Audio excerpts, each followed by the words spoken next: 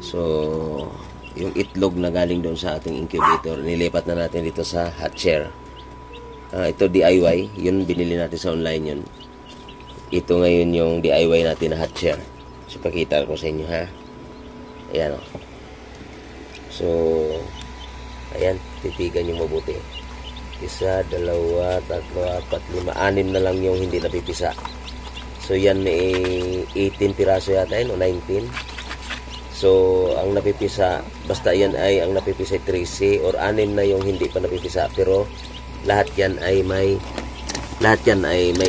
kanyan. Ayan. Kompleto na yan. Ayan o. Yan. Lahat na yan. May mga butas na yan.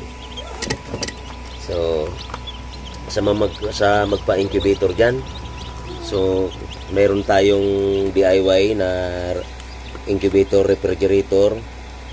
So, kulang-kulang 200 ang laman. Tapos, mayroon pa tayong incubator na nabili natin sa online na 130 ang laman.